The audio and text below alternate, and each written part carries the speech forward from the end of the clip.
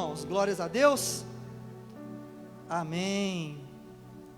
Hoje o pastor Roberto me deu a oportunidade de ministrar a palavra para vocês, é uma honra para mim, eu glorifico o nome do Senhor Jesus, e a palavra que Deus colocou no meu coração, tem o seguinte título: o Deus que dirige o seu caminho. O Deus que dirige o seu caminho. Abra sua Bíblia em Salmos 18, 32. Salmo 18, 32, porque Ele é o Senhor que dirige, que aperfeiçoa o nosso caminho.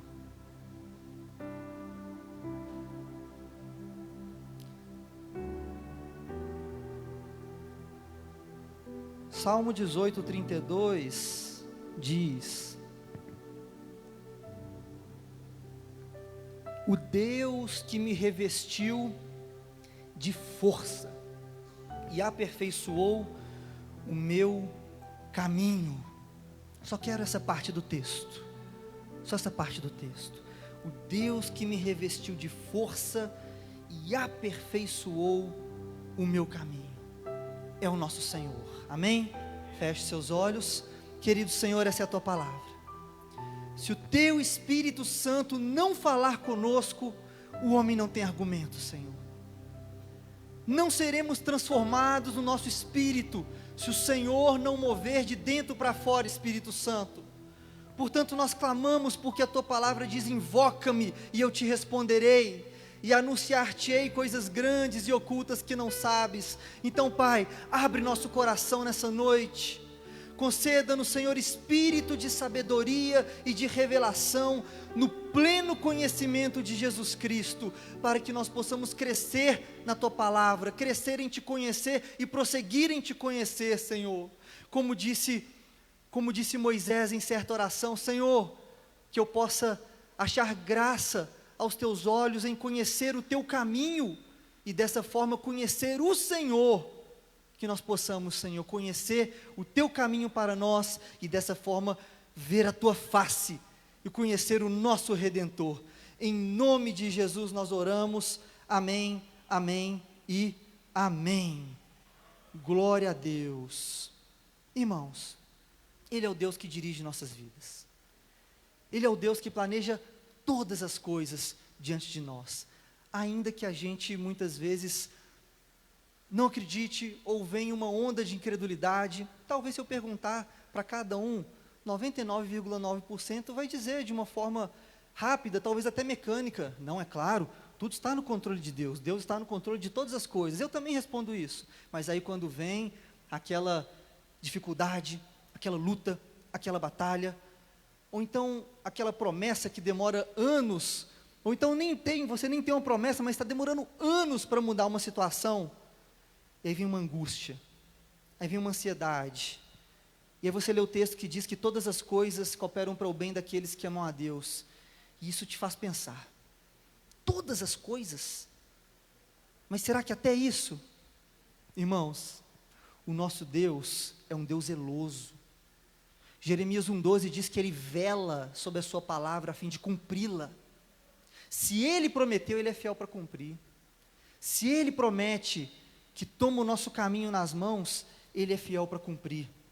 O Salmo 139:16 diz o seguinte: eu vi a sua substância informe no ventre da sua mãe, e escrevi todos os seus dias decretados num livro, antes que nenhum deles existisse. Posso ouvir um amém para isso? Tem alguém que crê nisso aqui? Ele te viu no ventre da sua mãe, irmão, irmã, no ventre da sua mãe, e decretado todos os dias da sua vida, num livro, antes que nenhum existisse. Eu não sou calvinista demais, nem arminiano demais, mas eu quero te dizer uma coisa: você tem livre escolha, você tem livre-arbítrio. A Bíblia diz que não é da vontade de Deus que ninguém se perca, diz que Ele quer que todos sejam salvos e que ninguém se perca. A mesma Bíblia diz que muitos perecerão, que larga é a porta que vai para a perdição, estreito é o caminho que vai para a salvação. Então isso fala de livre-arbítrio. Você tem o livre-arbítrio de escolher viver o que Ele sonhou para você. Você tem a livre escolha de buscar no Senhor aquilo que Ele sonhou desde o ventre da sua mãe e escreveu num livro decretado. Quem dera se a gente tivesse esse livro, hein, irmãos? Que angústia! Como eu queria ter esse livro para ler o que Ele quer exatamente de mim, porque como a gente ora, busca, jejua, e busca, Senhor, o que o Senhor quer de mim? Por que isso está acontecendo? Qual que é o teu querer? Como a gente... Não é verdade, irmãos? Tem alguém aqui que crê, que ora fortemente pela direção do Senhor? Sabe o que eu estou falando? Quem dera tivéssemos o livro, mas deixa eu te dar a boa notícia. Tem um amigo que tem esse livro. Ele perscruta o coração de Deus, é o Espírito Santo, esse que habita dentro de você. Ele te direciona e aperfeiçoa o seu caminho. É por isso que, se você consagrar sua vida ao Senhor, todas as coisas cooperam para o seu bem. A Bíblia não diz que todas as coisas cooperam para o bem dos seres humanos sobre a terra, já que Ele amou o mundo. Não. Ele amou o mundo, mas o mundo não o escolheu, porque suas obras eram más. João 3, 19. Todo mundo gosta do 16, né? 19. Mas aqueles que o amam, que o servem, a esses, Ele tem o seu caminho guardado. Veja o cuidado de Deus com Abraão. Quero te dar esse exemplo. Veja o cuidado de Deus com Abraão. Gênesis 12, 1.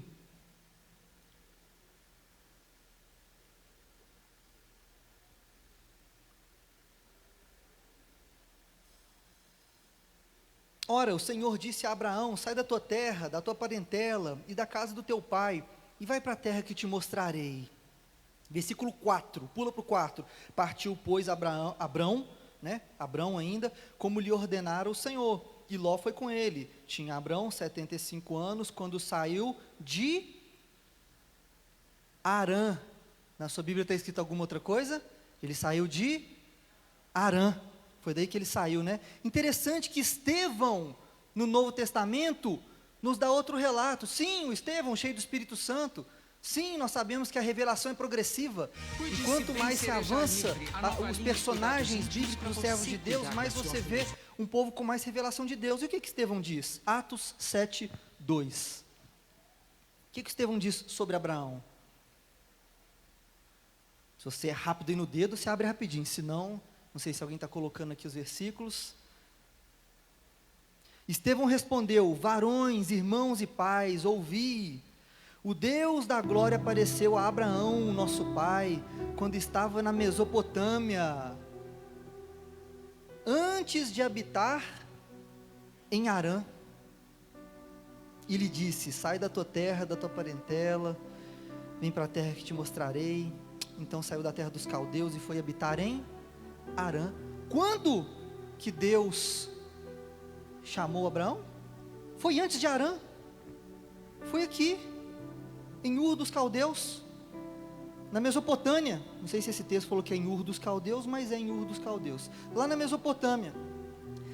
O que isso nos mostra? Uma vez que aquela voz que veio em Abraão, né, e diz: sai da tua terra, da tua parentela, foi ali em Harã. A gente aprende que o Senhor já tinha movimentado no coração de Terá, que é o pai de Abraão, de toda a família, de sair dali, antes de Abraão ser crente. É isso que eu estou querendo te dizer. Deus já movia na vida dele, até ele estar no ponto onde ele ia ter um encontro com Deus, no ponto onde ele ia ser o patriarca, no ponto onde ele ia ser pai de nações. O mesmo comigo, o mesmo com você. Talvez você não enxergue, mas mesmo antes de você ser um cristão, e se ainda não é um cristão que confessou Jesus como Senhor e Salvador, você tem oportunidade nessa noite, mas o Senhor já move na sua vida. O Senhor, Ele ama a todos, Ele amou o mundo. e Ele já move na sua vida, já prepara o ambiente, já prepara todas as coisas há muito tempo. Não foi na hora que você levantou a mão e aceitou Jesus como seu Senhor e Salvador. Ali você deu legalidade para Ele realmente fazer grandes coisas na sua vida, você quer cumprir o propósito, mas antes disso, Ele já movia o seu coração, Ele já movia as peças, já te preparava para aquilo que Ele tem na sua vida, assim como foi com Abrão. Posso ouvir um amém? Ele sempre muda, Ele sempre aperfeiçoa nossos caminhos conforme o plano dEle, não conforme o nosso querer. Muitas vezes nós oramos mandando em Deus, explicando para Deus, ensinando para Deus como que Ele tem que fazer. Senhor, faz assim. Nossas orações são mais mandando em Deus do que ouvindo a voz dEle e obedecendo. Nem todas as vezes, mas de vez em quando a gente faz isso. Eu faço, eu me pego. E a gente tem que ter a sabedoria de entregar para Ele, ouvir a direção, porque se Ele mudar a estação, como que a gente vai saber? Se Ele quer mudar algo na sua vida, como você vai saber se você não está sensível ao Espírito Santo? Nós temos que estar buscando o Senhor, para não cometer esse erro aqui, que Moisés cometeu. Olha em Êxodo capítulo 17, versículo 1, mais um exemplo bíblico, de como devemos ouvir a direção de Deus. Êxodo 17, 1, eu não vou ler tudo não, mas do versículo 1, depois você pulando para o 6, é aquela parte onde Deus fala com Moisés: ferirás a rocha, e dela sairás água para o povo beber. O que o Moisés faz? Fere a rocha, dali sai água, e o povo bebe, e tudo bem. Depois de algum tempo, o mesmo povo tem a mesma sede, e o mesmo Deus fala com o mesmo Moisés, para bater na mesma rocha, para sair a mesma água. Opa, não é bater.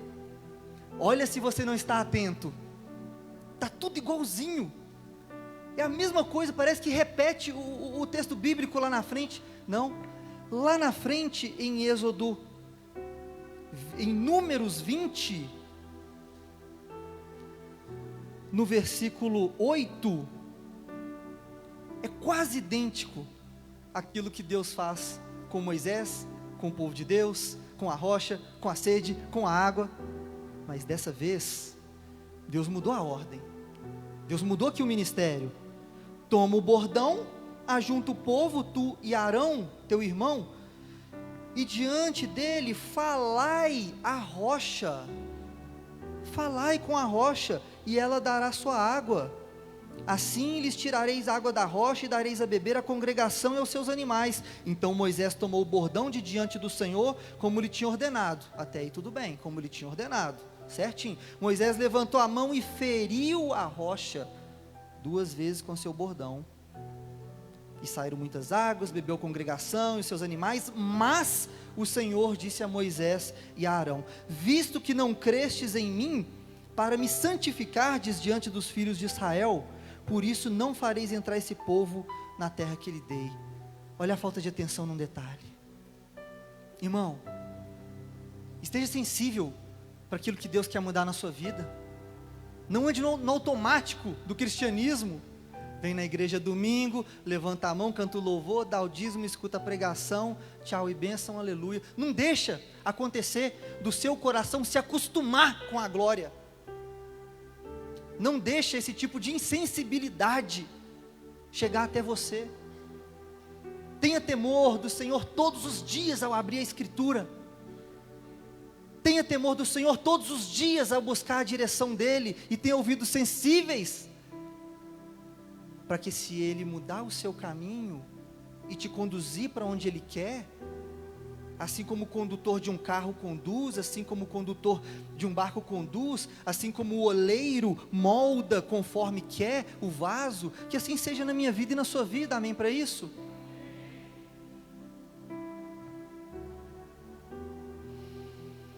Se você não estiver atento para perceber os novos tempos do Senhor, vai passar batido.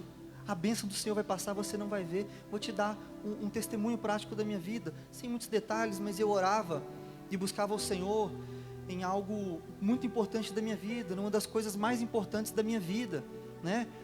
pensando na minha família, nos meus filhos, na minha esposa, trabalho, ministério, tudo, eu orando e jejuando ao Senhor por 40 dias, buscando ao Senhor. No final desse jejum, à noite, quando eu ia entregar o jejum, indo para minha casa, faltando uns 4 quarteirões, meu celular toca, uma profeta, finalmente Deus, já viu que acontece assim também? É aos 47 minutos do segundo tempo que Deus fala, ou é uma experiência mais minha? Porque não foi a primeira vez que Deus fez assim comigo. E aos 47 do segundo tempo, quando eu fiz o jejum inteiro sem resposta, mas o tempo não é nosso, amém, irmãos? Amém? O tempo é de Deus e Ele faz, ou não faz, ou diz não, conforme Ele quiser, porque Ele manda, Ele tem o melhor para nós. Apenas consagre ao Senhor. Mas aos 47 do segundo tempo, Ele me dá uma resposta específica, irmãos. Não é, Deus vai te abençoar, Deus vai te dar vitória, creia, não.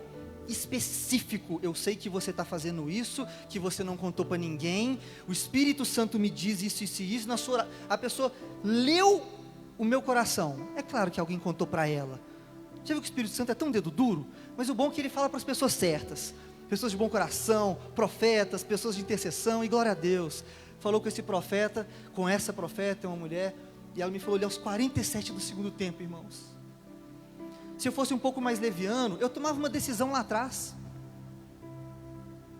Tomava uma decisão, a gente tem, poxa, capacidade, inteligência, Deus é conosco, então se toma uma decisão, Deus vai estar ali comigo.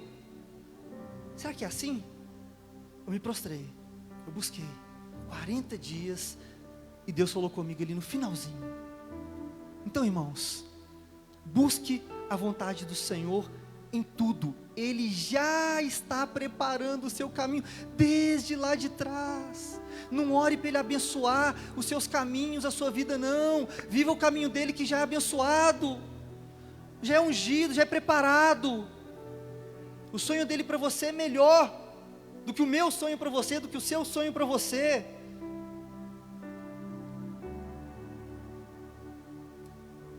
Efésios 3:20, se não me engano, diz que aquele que é poderoso para fazer infinitamente mais do que tudo aquilo que pedimos, pensamos ou podemos sequer imaginar, segundo o seu poder que atua em nós. Isso me dá um frio na espinha, sabe por quê? Eu sinto que eu perco o poder da oração. Irmãos, Ele já sabe o que você vai falar antes de você abrir a boca. E se a gente continuar naquilo que eu já falei, mostrando para Deus, ensinando para Deus o que Ele tem que fazer, essa falta de humildade vai nos fazer perder aquilo que a gente nem imagina. Irmãos, Deus vai te surpreender, se você abrir o seu coração para a voz dEle. O que Ele tem para você, é sonhos que já morreram, é aquilo que você não acredita. Irmãos, Deus é Deus de milagre. Deus é Deus que faz aquilo que você não calcula, não imagina, senão Ele não é Deus. Ele faz coisas que você às vezes não tem fé para isso. Ai, mas isso é antibíblico, pastor. Pergunte para Ló. Quando Ló hesitou e não quis sair, não quis ouvir a voz de Deus e não quis sair de Sodoma e Gomorra, Deus falou, não, você não vai morrer aqui nem sua família, e pegou ele pelo braço e arrancou a força. Tem momentos, irmãos, que o Senhor que prepara todas as coisas, Ele quer te encaminhar, Ele vai te encaminhar, Ele usa pessoas, Ele te fala por dentro, Ele te fala em sonho, Ele te fere aqui no coração para você entender, até acordar, até às vezes a nossa cegueira cair, até a ficha cair, até a arrogância descer, mas para a gente entender aquilo que Ele quer fazer na nossa vida. Você sabe por quê que foi tão dura a palavra de Deus com Moisés?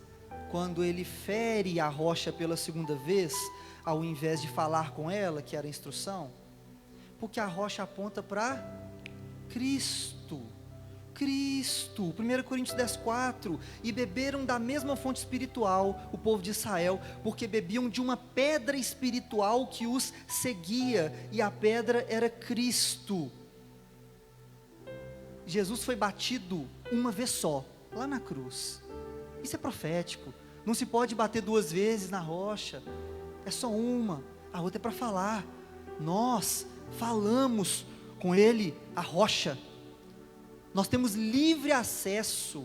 o véu foi rasgado, aonde somente o sumo sacerdote de Israel, uma vez por ano, ia ter com Deus, para falar para o povo o que Deus falou. Acabou a separação, abriu-se o véu, não só o sumo sacerdote, todos, não só os israelitas, todo mundo, todo aquele que nele crê, tem acesso pelo novo e vivo caminho, que é o próprio véu rasgado, que é a carne de Cristo.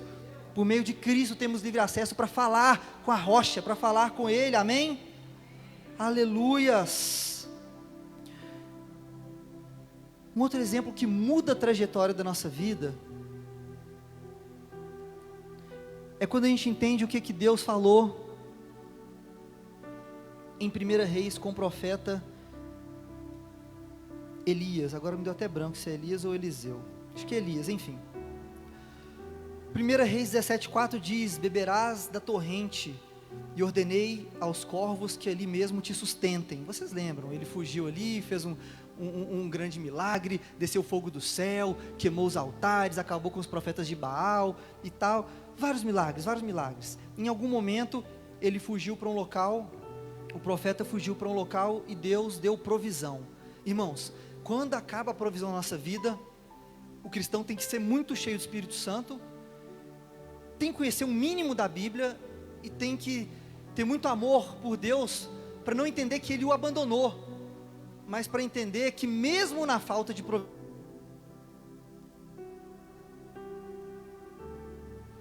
Será que foi eu que desliguei? Deve ter sido.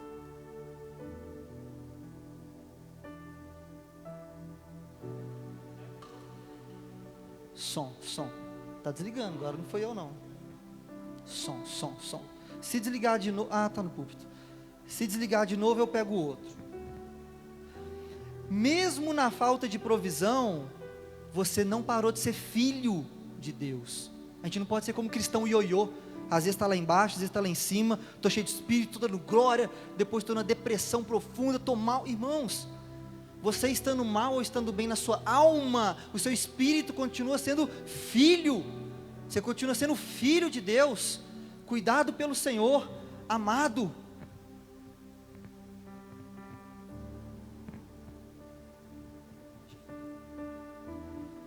Então, irmãos, você não deixa de ser filho.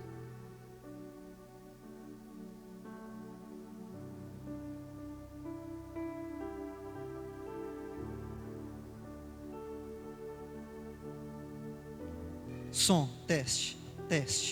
Ele está de mal comigo, não estou pegando embaixo não. Irmãos, mesmo quando o microfone te deixa na mão, você continua sendo filho de Deus.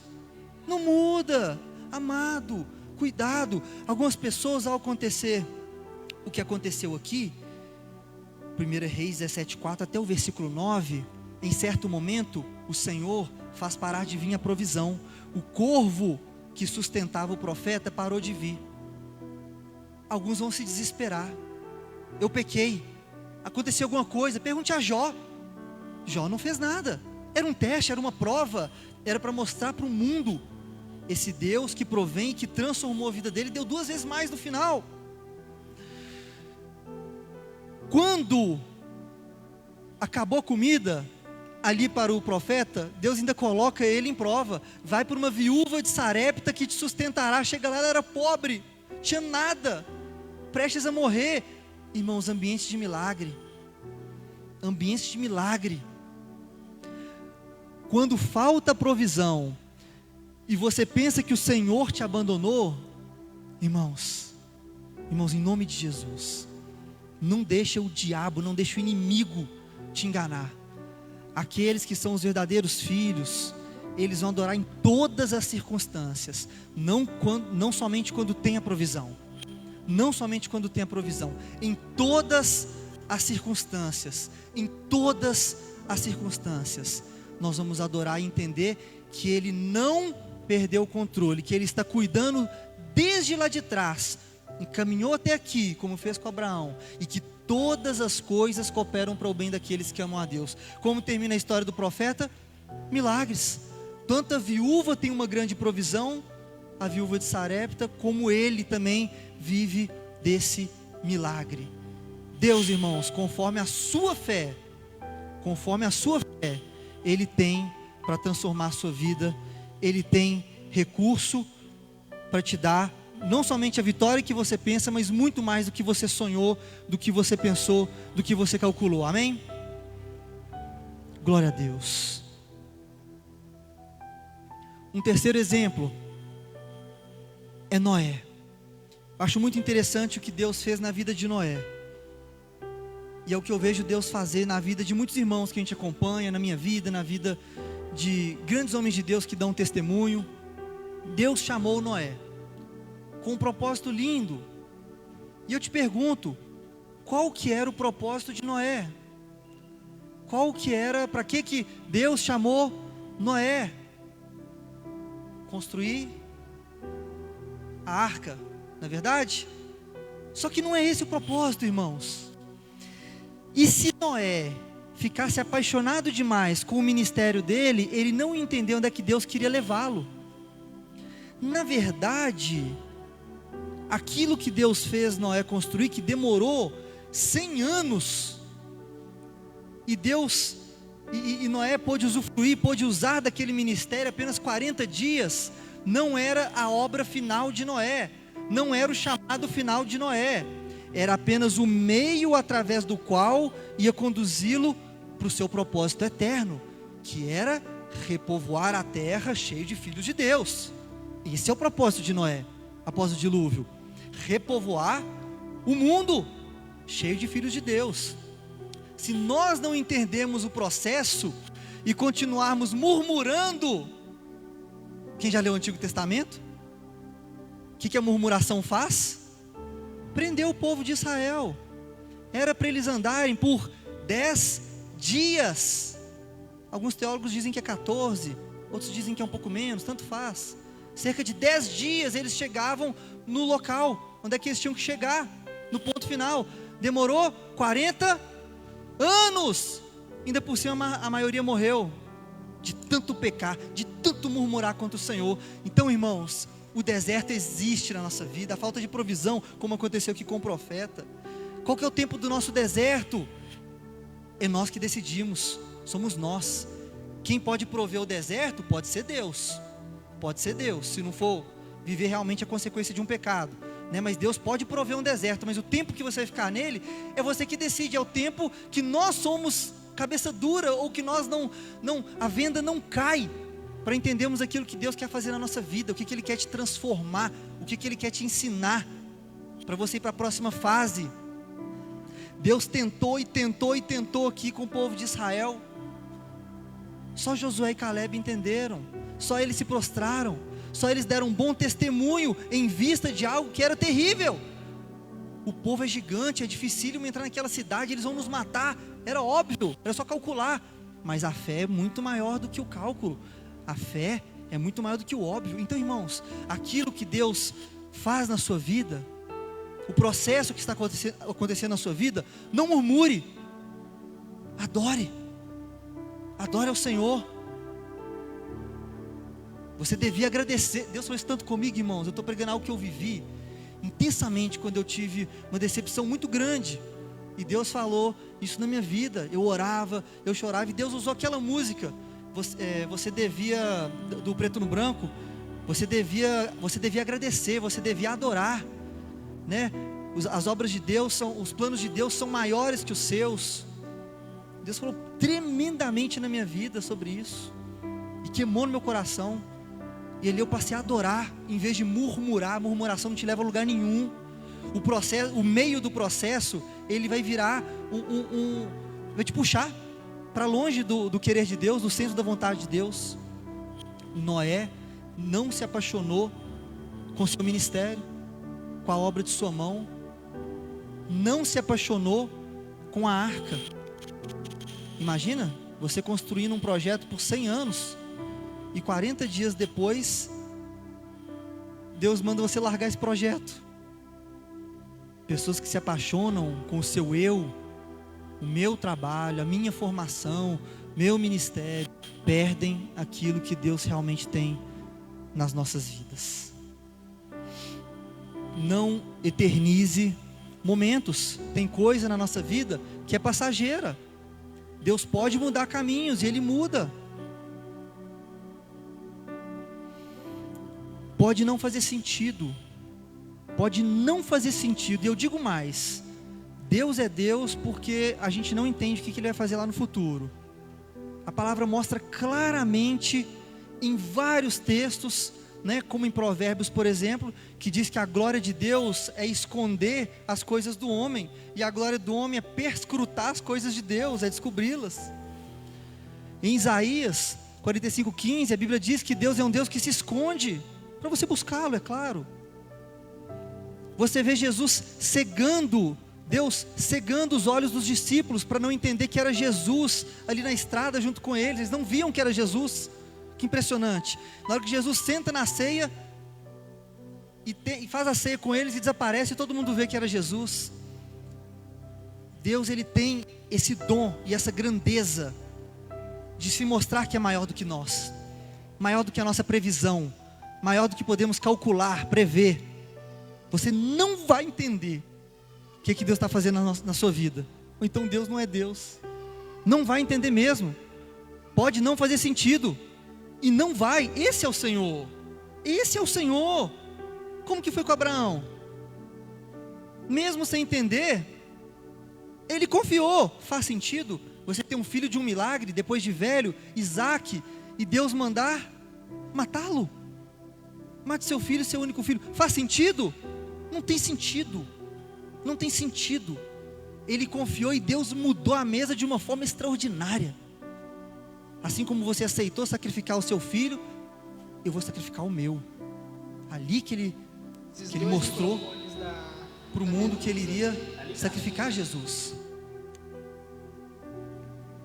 Por acaso fez sentido para José do Egito, com tantas promessas, com promessas tão lindas, com sonhos vindos de Deus, vai escravo para o Egito, depois ainda vira preso, presidiário no Egito? Faz sentido? Mas ele não deixou a sua fé, o seu caráter, ele não abandonou e colheu o milagre depois. Ainda que não fizer sentido, irmãos, deixa Deus te conduzir para onde Ele quer. O que você está vivendo na sua vida hoje é o que te vai conduzir para caminhos muito maiores, para caminhos muito melhores. É apenas uma condução. É isso que Deus tem na minha vida? Não, isso é muito bom, glória a Deus, se for algo bom na sua vida, se for um trabalho bacana, se for um ministério, mas Deus tem muito mais. E se for uma luta, um deserto tremendo, é isso que Deus tem na sua vida? Não, é uma passagem.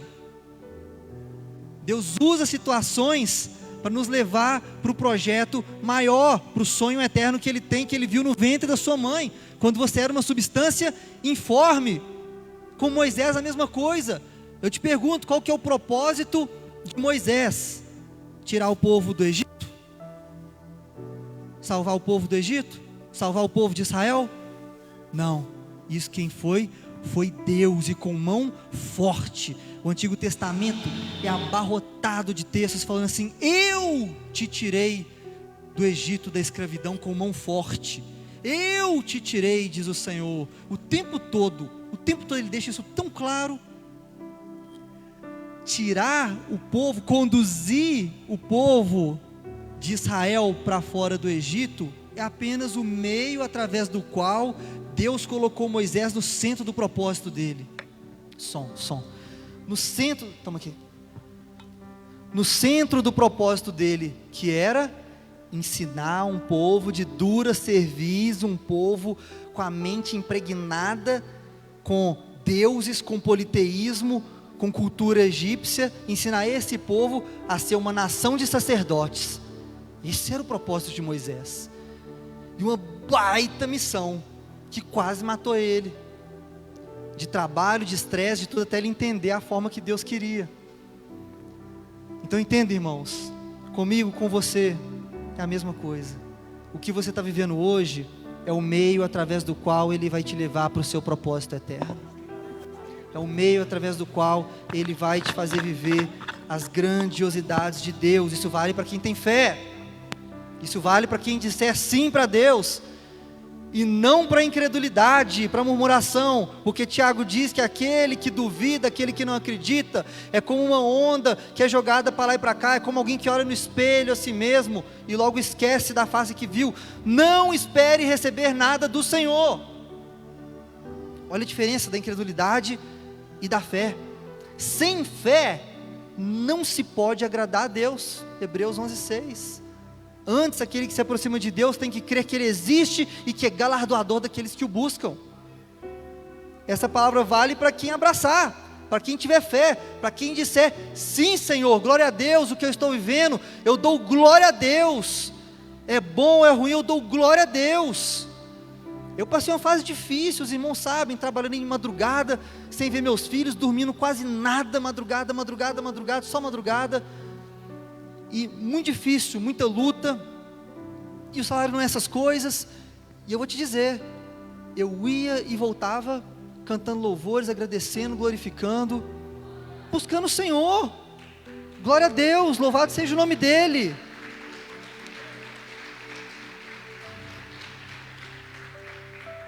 Glória toda dEle, irmãos, sabe, independente da luta, glorificando, que Deus te dê olhos de águia, para você ver o amanhã, não hoje, ficar vendo, olha onde é que eu estou, poxa, que ruim para mim, que luta, que dificuldade,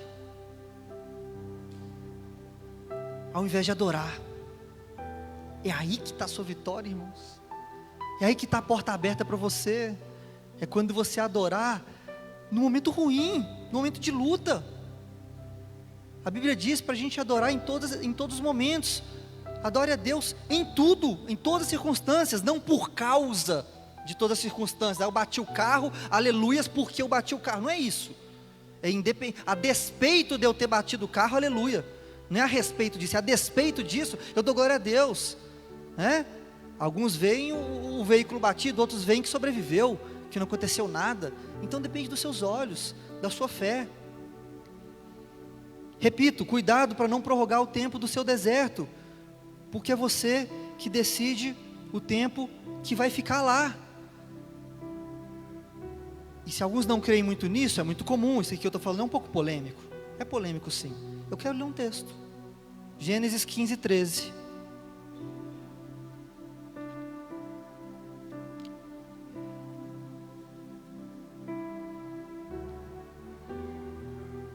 isso aqui é Deus falando com Abraão, logo depois da aliança com Abraão.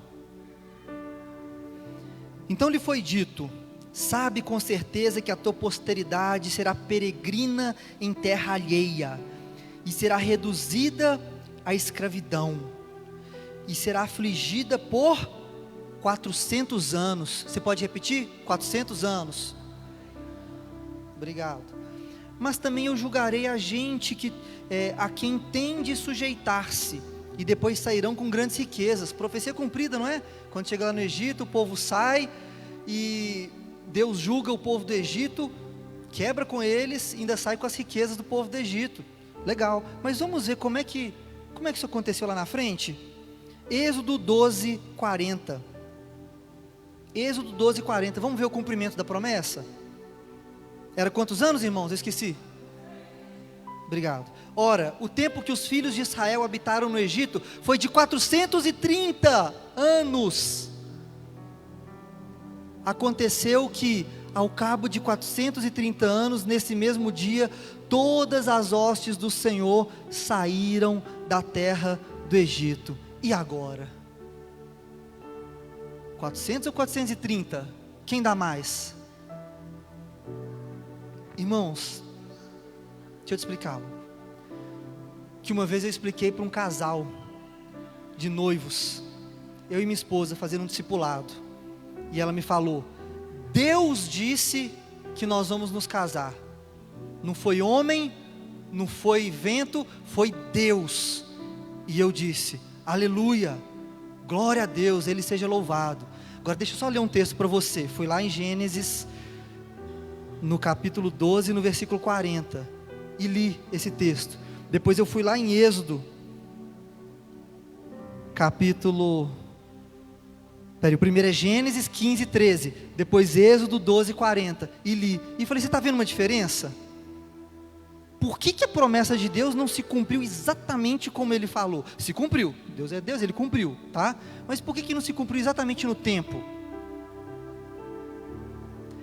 Faltando 10 anos, no ano de 390, depois da promessa, para Abraão, chega Moisés e dá uma pedrada na cabeça do egípcio, que estava açoitando o seu compatriota. Deus mandou Moisés matar ali? Tem algum texto falando isso? Faltando 10 anos para acontecer? Alguns teólogos, eles gostam de um seguinte entendimento, e eu gosto muito também. Naquele tempo, era muito comum alianças entre nações para fortalecimento, para proteção. E a honra numa aliança era inquebrável, não é igual nos dias de hoje. Todo mundo quebra aliança, não tinha quebra de aliança. O povo era honrado nas suas alianças.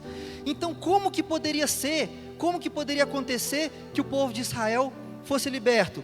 Olha, foi colocado um israelita lá como príncipe. Seria plausível, não estou dizendo que essa é a realidade, porque isso não está na Bíblia. Seria plausível que possivelmente fosse por uma questão política.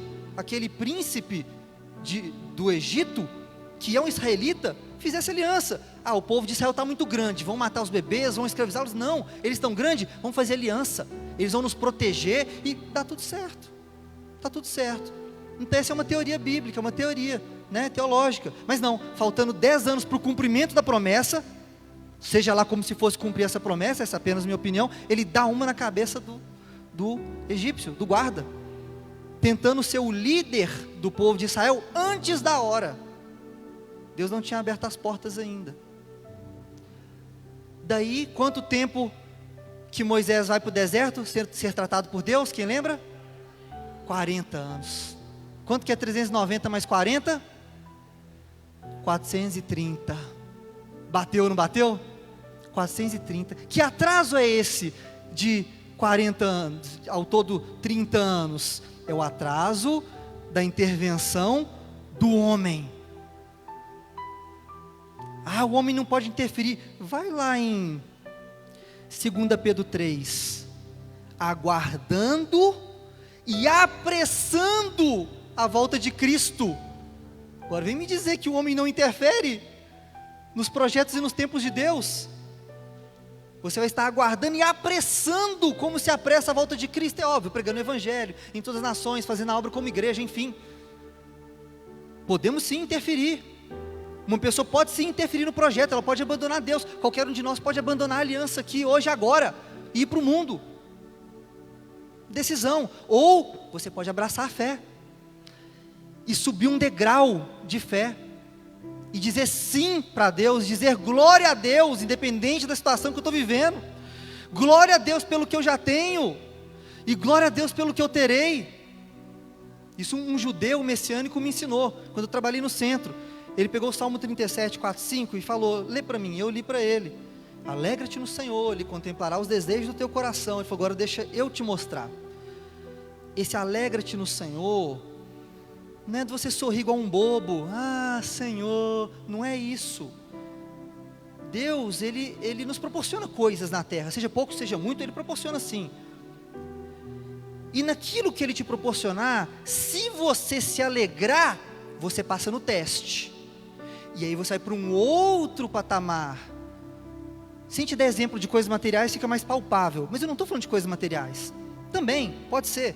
Mas estou falando da sua vida com Deus, ministério, coisas materiais, trabalho, enfim, filhos, família, ter um cônjuge, tudo isso. Então, ele deu exemplo até de você ter um celularzinho pequenininho que não faz nada, é um lixo, mas você agradece, você louva, você adora. Aí Deus te daria um que manda mensagem de texto, que você tem que bater várias vezes na teclinha até dar a letra. E aí você louva, você agradece, você adora, e Ele te dá um celular smartphone. É só um exemplo com coisas físicas, mas vocês já me entenderam que eu estou falando de coisas espirituais. Alegra-te no Senhor, e Ele contemplará os desejos do teu coração. Alegra-te naquilo que está na sua vida, mas é o tratamento. Está duro, mas o tratamento é que te prepara para coisas grandes. Olha o apóstolo Paulo, o que ele pregou para o mundo? Olha a treta que ele viveu, olha o tratamento dele. O tratamento de outros foi mais brando, então a guerra foi mais branda. Treino duro, guerra fácil. Aquele que treina muito, aquele que vai muito, vai lá para major, capitão, general. O que treina pouco, soldado. Então é assim. Aleluia! Glória a Deus. Não atrase o tempo do Senhor na sua vida. Não atrase. Deus, Ele tem um projeto, mas Ele espera a gente estar pronto para segurar esse projeto, esse ministério, essa obra. Você daria para o seu filho, ainda que tivesse a provisão, e tivesse muita provisão, você daria um carro para o seu filho de 10 anos de idade? Levanta a mão, quem daria um carro para o seu filho de 10 anos de idade? E a chave? Vai, confio em você. Então você não gosta do seu filho, é isso que você está me dizendo? Não, você tem responsabilidade. Você não vai dar algo que ele não está preparado, ainda que tivesse a provisão para dar um carro para o filho, você não daria, e nem eu, porque ele não está preparado. Não é que a gente não ama, eu amo meus filhos, mas eu falo muito não. Meu filho está com uns 10 castigos lá, acumulado, coitadinho. É de tanto que eu amo ele, os não vão acumulando, é tanto amor. Já viu que na Bíblia é assim também? Tem mais não do que sim? Tem mais não do que sim, o amor de Deus. Então Deus espera a gente estar pronto, maduro. É os tratamentos, são os desertos, são as lutas que nos amadurecem, são as lutas que nos fazem ter mãos fortes, você crescer em confiança, em fé no Senhor, em dependência nele. Um oleiro, quem já viu o oleiro fazendo o barro? Quem já viu na internet ou ao vivo? O oleiro está lá, ele aperta lá um tipo de pedal, e o negócio roda, e aí ele coloca o barro ali, que fica rodando, ele com suas mãos hábeis, ele molda o vaso, não é verdade? Se o barro está muito clarinho, muito imaturo, ele não pode apertar com muita força aquele pedal, senão ele esfacela todo. Se o barro está bem durinho, bem marronzinho, bem maduro, ele pode apertar com bastante força, roda rápido e num segundo ele molda o barro. Eu te pergunto, quem faz a obra de Deus demorar na nossa vida? A nossa dureza de coração ou a falta de força na panturrilha de Deus para girar o molde? Nós ou Ele que atrasamos a nossa vitória? Eu, você, nós. Às vezes é só eu, mas quantas vezes eu falei: Senhor, como eu perdi tempo, como eu fui cabeça dura, quanto orgulho que me segurou, anos e anos e anos sem eu mover dessa fase. E quando eu movi, quando Deus me moveu, me falou: agora você viu, entendeu? Mas foi tanta arrogância, tanta cabeça dura, até eu falar: então vai, Deus, e permitir. Tem que bater até. Impressionante, como diz Provérbios, o chicote nas costas do tolo faz ele aprender. Então foi assim comigo, talvez com alguém aqui, mas somos nós que somos cabeça dura, e que não deixamos Deus mover para o próximo patamar. A nossa arrogância, a nossa falta de perdão, de perdoar o outro, nossa falta de amar, servir aquele que nos ofendeu. Isso é bruto, fica o desafio. Vai lá e serve ele, ela, aquele que te ofendeu. Ora, começa a orar, interceder, dá um presente. Está lançado o desafio. Acho que Deus falou com alguém aqui. Então, irmãos, Filipenses 1,6, aquele que começou a boa obra, ele é fiel para terminar. Ele é fiel. Aquele que sonhou com você no ventre da sua mãe, quando você era uma substância informe, ele tem um plano decretado num livro, antes de você perceber que Deus existe, muito antes de Arã, muito antes, Deus já vinha trabalhando, Deus já vinha moldando. Ele fez você do jeito que você é, com um propósito. Ele te moldou como você está hoje, com uma razão, com um propósito. Tudo que Ele fez foi num plano, de modo que nós temos que confiar, descansar. O texto que eu falei aqui quando eu orava, é Êxodo 33, do 13 ao 15, que Moisés fala: Senhor, que eu possa ser agradável aos teus olhos, e possa te conhecer, você possa se agradar de mim. E Deus responde: eu estarei com você, minha presença te seguirá, e eu te darei descanso. Interessante, de todas as palavras que Ele poderia ter usado, eu te darei descanso. Que tal vitória? Alguns de nós preferiríamos recompensa, vitória, qualquer coisa. Descanso, irmãos, descanso é a moeda da fé. Quando você descansa no Senhor, você provou que você crê nele. Quando você está agoniado, quando você está ansioso, essa é a moeda da incredulidade. Nos cabe, com base em tudo isso que eu li para vocês, que nós meditamos aqui na palavra de Deus, entregar e descansar, consagrar ao Senhor e descansar. Por que eu estou falando essa palavra? Consagrar é tão fácil, consagra e Ele se vira. Não, o problema da gente ter livre-arbítrio, o problema de você consagrar um sacrifício vivo, como canta o Fernandinho, né? Tem a música do sacrifício vivo. O problema é que o sacrifício vivo mexe e sai do altar. Assim que ele vê que o bicho está pegando, ele fala: Deus, o Senhor está demorando com a promessa, eu tenho aqui uma concubina bonita, deixa eu resolver a situação. E tem um Ismael, às vezes não aguenta esperar o Isaac. Então muitas vezes a gente se adianta, a gente dá um jeito, nos falta esperar no Senhor, consagrar, confiar, entregar, se alegrar, não confiar no muque, na força do braço, na força da mente, na sua capacitação, quanto que você é hábil, bom naquilo que você faz. Não confie, confiar nele. Provérbios 3, 5 e 6 diz: confie completamente no Senhor e não se agarre ou não se estribe no seu próprio entendimento. Consagre tudo ao Senhor e Ele te mostrará o caminho que você deve seguir. Provérbios 16, 3: consagre ao Senhor todas as coisas, e você será bem sucedido. Bem sucedido. Provérbios 20, 24, é o Senhor que dirige os nossos pés, os nossos passos. Então para que tentar entender tudo ao longo do caminho?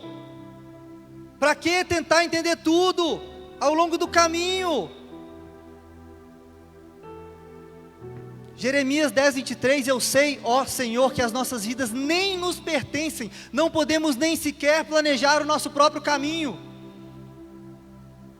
Consagra a Ele, entrega a Ele, deixa Ele, Ele vai direcionar, Ele vai te mandar para cá, Ele vai te mandar para lá. Isaías 30, 21, se você se desviar para a direita ou para a esquerda, uma voz dirá atrás de você: esse é o caminho, siga-o, siga-o. Isaías 48, 17, eu sou o Senhor teu Deus, que te mostra o que é melhor para você, e que te guia pelo caminho que você deve andar. Alguém aqui crê nisso? Eu sou o Senhor seu Deus, que te mostra o que é melhor para você, te guia pelo caminho que você deve andar. Isaías 55, 8, os meus pensamentos não são como os vossos pensamentos, os meus caminhos não são como os vossos caminhos, assim como o céu é mais alto do que a terra, assim são os meus pensamentos mais elevados do que os seus, os meus caminhos mais elevados do que os teus. Então, irmãos, consagre a Ele a sua vida, o seu tudo, o seu trabalho, a sua fé. Não tenha fé na fé, tenha fé em Deus. Não é a sua fé que te fez chegar ali, não, é Deus ainda. Consagre e descanse e se alegre no Senhor. Salmo 37, 4, 5, alegra-te no Senhor, Ele contemplará os desejos do seu coração. Confia completamente no Senhor, e o mais Ele fará. Posso ouvir um amém? Pode se colocar de pé. Confie nos seus músicos, podem subir.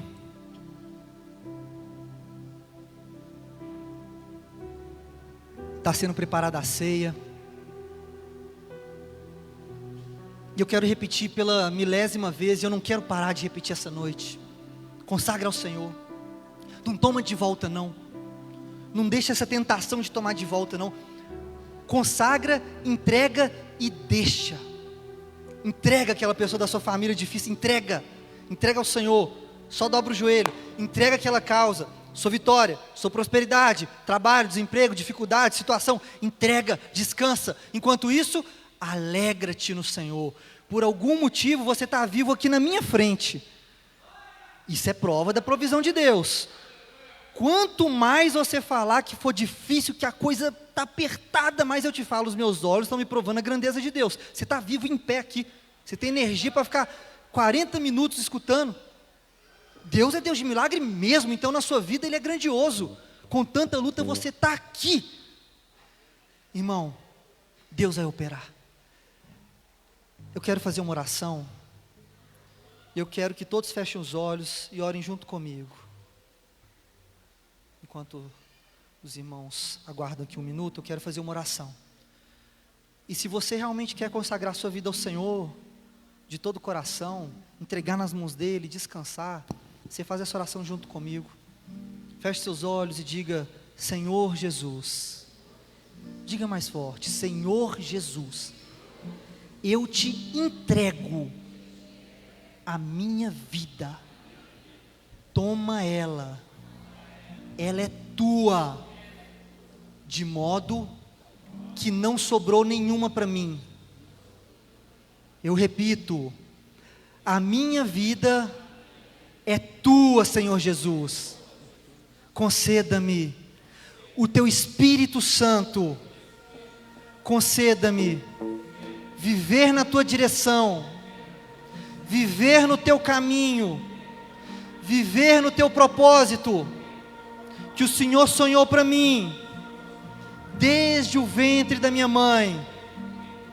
Em nome de Jesus, amém, amém, amém. Ainda de olhos fechados, essa oração é importante para mim, para todos vocês, para todo mundo, mas se por acaso tem alguém que fez essa oração pela primeira vez, entregando sua vida ao Senhor Jesus, eu quero que você levante suas mãos, sem constrangimento.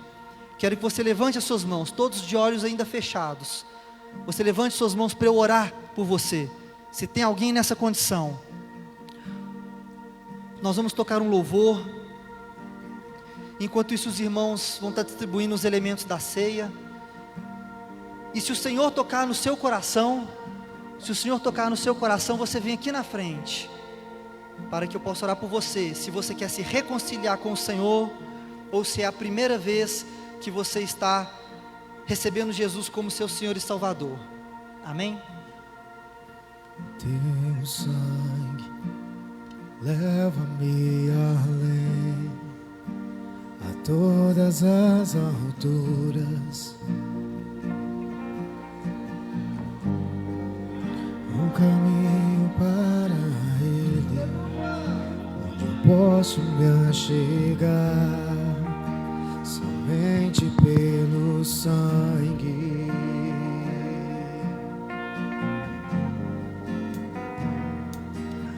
Tua cruz mostra tua graça, fala do amor do Pai e prepara para nós um caminho para Ele, onde eu posso me achegar, somente pelo sangue.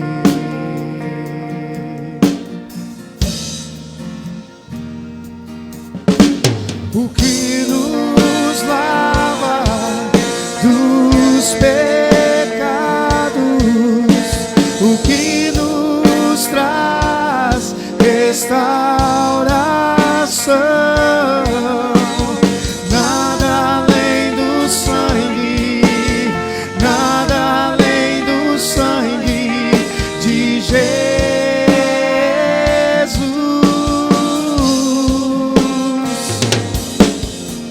O que nos faz brancos como a neve, aceitos como amigos de Deus.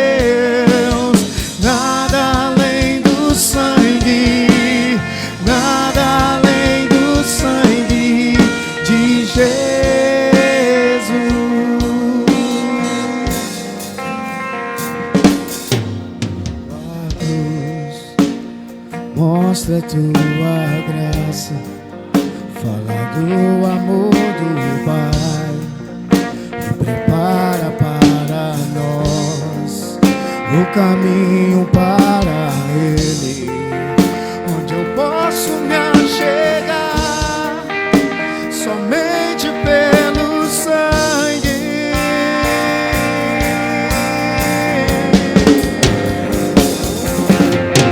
O que nos lava dos pecados, o que nos traz restauração. Nada além do sangue, nada além do sangue de Jesus.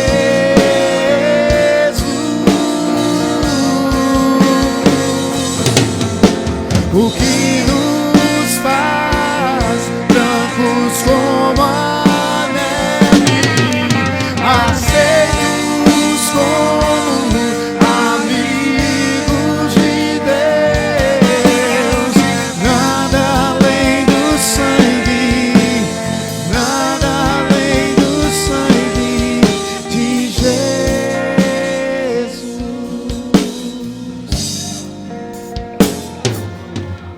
Aplauda ao Senhor, aleluias. Ele é digno, Ele é digno, aleluias. Irmãos, quero falar aqui sobre a ceia. Vamos cear ao Senhor, esse momento tão maravilhoso. Mas antes eu quero falar o que Deus colocou ali no meu coração na hora que eu estava orando. Algumas pessoas vão olhar o gigante e vão falar: ele é grande demais, não tem como, é 4 metros. Olha, a Bíblia descreve o tamanho da ponta da lança, descreve o peso de algumas coisas, o tamanho da espada. Olha como é grande, olha como é pesado, olha como é perigoso. Parece que Deus deixa isso para a gente pensar nessas coisas. Realmente, tem tudo para você achar que não. Tem tudo ali descrito e com detalhes. Para que Deus deu tanto detalhe? Com detalhes para você falar: não dá. É grande demais. O gigante é grande demais. É grande demais. Não dá para vencer. Outros vão dizer: o gigante é grande demais. Não dá para errar. Não tem como eu errar. Ele é grande demais. Eu não vou errar essa pedra. O Deus que fortalece a minha mão não vai me deixar errar. Olha o tamanho do alvo que Ele fez para eu acertar. Olha o tamanho da luta que Ele fez para eu vencer e dar o bom testemunho do que é um cristão que passa pelo fogo e ainda sai adorando ao Senhor depois. Esse é o verdadeiro cristão que move corações, porque as pessoas estão cansadas de ouvir o evangelho de pessoas que às vezes são hipócritas ou coisas parecidas. Mas quando vê um cristão que sofreu, que lutou, não murmurou, passou e disse: eu venci, porque minha batalha era tão grande, o gigante era tão grande, que não tinha como eu errar. Não com esse meu Deus, não com esse meu Deus, não tinha como eu errar. Aleluias. Aleluias. 1 Coríntios 11, 27.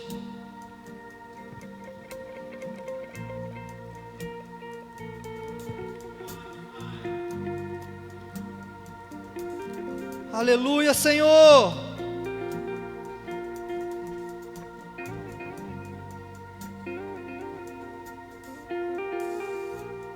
Por isso, aquele que comer o pão ou beber o cálice do Senhor indignamente será réu do corpo e do sangue do Senhor. Que cada um examine a si mesmo, e assim coma o pão e beba o cálice. Pois quem come e bebe sem discernir o corpo, come e bebe juízo para si. É por isso que há entre vocês muitos fracos e doentes, e não poucos que dormem. porque se julgássemos a nós mesmos, não seríamos julgados. Irmãos, esse texto aqui, ele enganou tanto cristão, pela sua má interpretação, que dói meu coração. É um pecado em si ler esse texto, só esse trecho, se for falar da seguinte parte: aquele que comer o pão e beber o cálice do Senhor, indignamente será réu do corpo do Senhor. Se o pregador for focar nisso daqui, ele não tem o direito de ler só esse texto. Se for focar nas outras partes, tudo bem, está aqui no meio. O texto é grande, eu não trouxe, você vai ler em casa, 1 Coríntios 11. Naquela época, no contexto de época, não era um pequeno pedaço aqui de pão, um suquinho, era um banquete, muito vinho, que deixa bêbado, vinho. Essa era a ceia do Senhor. Aqueles que eram escravos, eles chegavam mais tarde. Os judeus, conhecedores de época, teólogos, eles mostram que eles chegavam mais tarde porque eram permitidos pelos seus senhores naquela época de transição, e em pouco tempo depois ia acabar a escravidão, chegavam mais tarde para a ceia.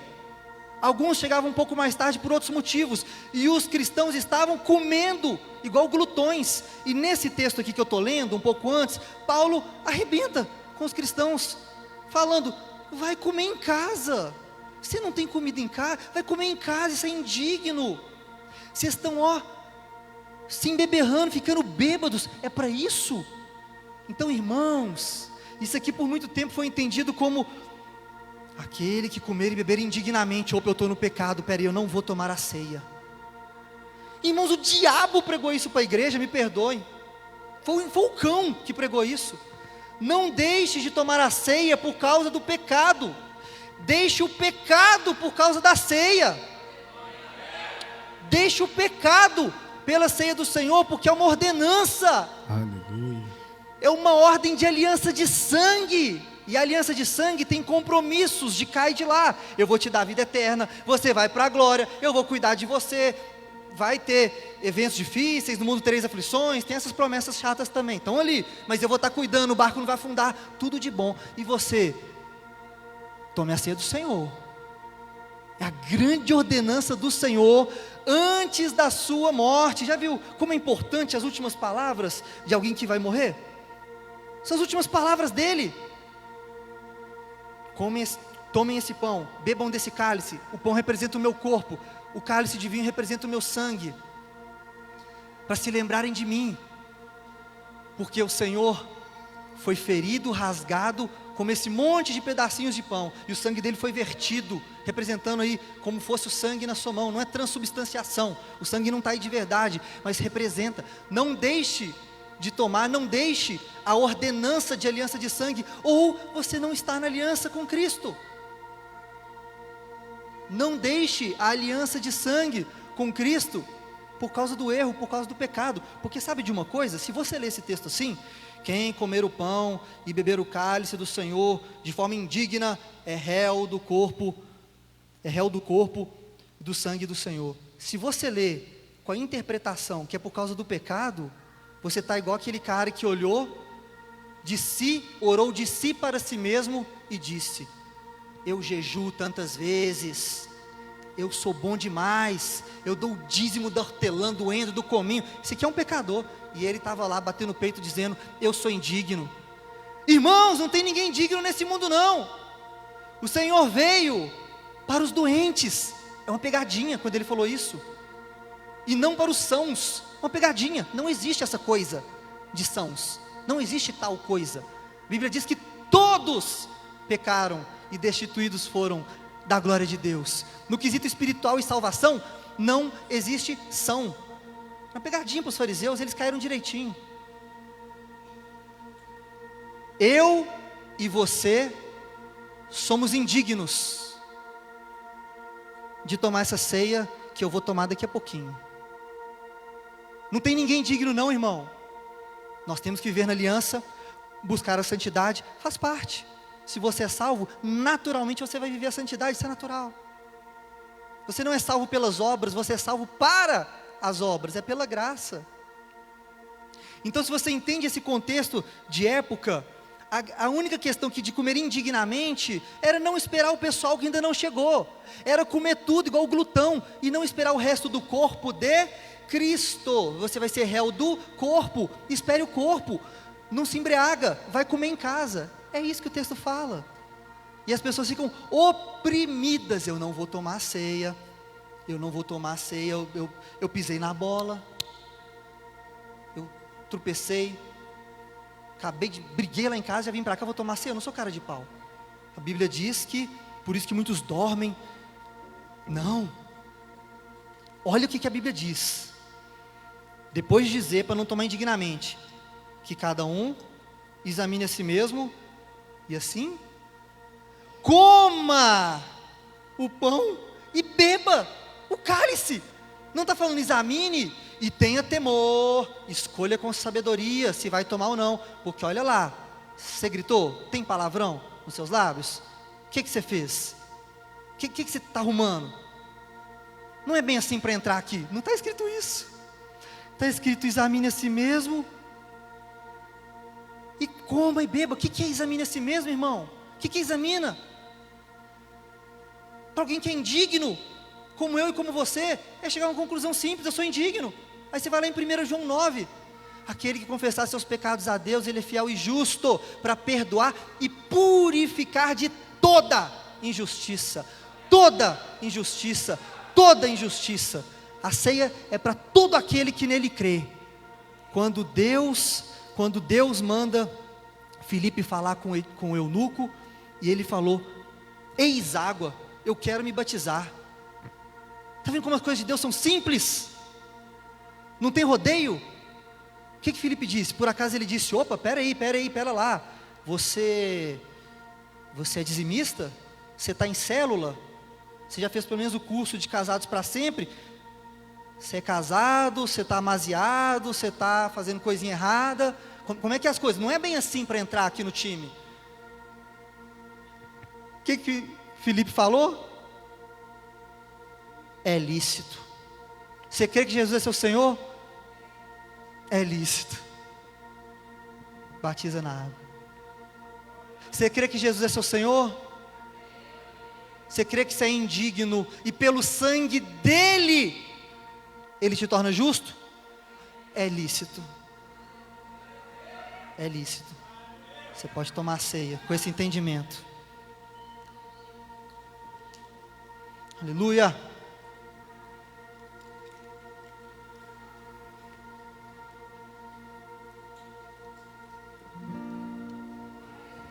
Aleluia!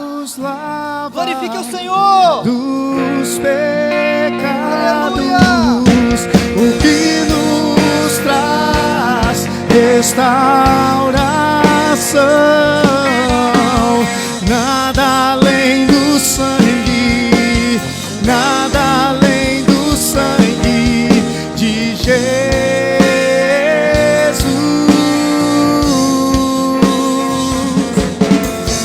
O que nos faz brancos como a neve, aceitos como amigos de Deus. Nada além do sangue, nada além do sangue de Jesus. Diga: eu sou livre, diga. Eu sou livre.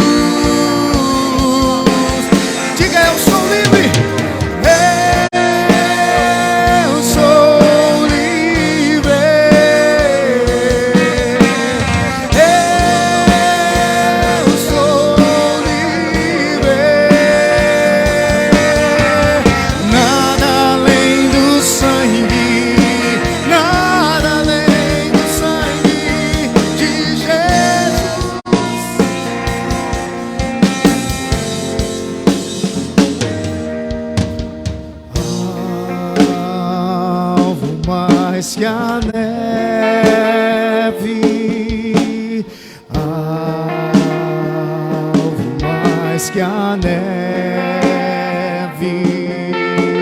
se nesse sangue lavado, mais alvo que a neve serei, alvo mais, diga isso, alvo mais que a neve,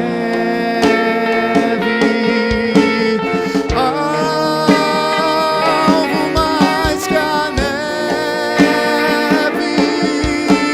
se nesse sangue lavado, mais alvo que a neve serei. Aleluia, Senhor. Louvamos o teu nome, Senhor. Aleluia. Glória a Deus. Senhor, que os desejos do teu coração, desde o ventre da mãe, de cada um que está aqui se cumpram, Senhor. Coloca, Pai, no coração de cada um aqui a direção que o Senhor quer para eles, Pai. Dê mais fome e sede de justiça, mais fome e mais sede de buscar ao Senhor. Em nome de Jesus, Senhor, eu peço pela tua direção. Em nome de Jesus, eu peço pela direção para a tua igreja. Eu peço a direção para a igreja, para o pastor Roberto, Senhor, para a família dele. A bênção do Senhor sobre essa casa, sobre esse homem de Deus. Eu peço pela bênção do Senhor por cada filho que está aqui, por cada servo, por cada criatura, por cada um, Senhor. Ministra no coração, Pai, de cada um individualmente aquilo que o Senhor sonhou para ele. Direciona, Pai. Direciona-nos, Senhor. Nós precisamos de Ti. Nós somos dependentes. Nós damos aqui hoje o nosso grito de dependência. Nós dependemos do Senhor. Nós não podemos sem a Tua boa mão. Nós não podemos sem a Tua direção. Os Teus pensamentos são maiores. Os Teus projetos são melhores. Muitos são os pensamentos do homem, mas vários o levam à morte. Senhor, tem misericórdia de nós, das nossas ideias, dos nossos pensamentos, dos nossos planejamentos, uma vez que o Senhor diz que não somos donos de nossa vida e não podemos nem sequer planejar o nosso próprio caminho. Oh Senhor, nos perdoa tamanha arrogância, nos perdoa nossos planos, quando o Senhor também diz que somos como fumaça, que não podemos dizer que vamos ali fazer negócio, mas se Deus quiser, isso e aquilo acontecerá. Senhor, se o Senhor quiser, se o Senhor quiser, acontecerá na nossa vida. Nós nos prostramos diante do Senhor, declarando que somos dependentes e que precisamos da condução do Teu Espírito Santo. Ele tem esse livro que o Senhor escreveu sobre cada um, todos os dias da nossa vida, está num livro. O Espírito Santo tem esse livro. Ô Espírito Santo, nos conduza, porque o Senhor perscruta o coração de Deus. Conduza o Teu povo, conduza a Tua igreja, conduza cada um aqui individualmente no caminho do Senhor, porque confiamos que o mais o Senhor fará. Em nome de Jesus, amém, amém e amém. Aplauda o Senhor, glória a Deus. Aleluias. Vá na graça, irmãos, vai na paz, que o Senhor os acompanhe. Tenha uma semana de vitória, que o Espírito Santo derrame sobre a sua vida. Aleluias.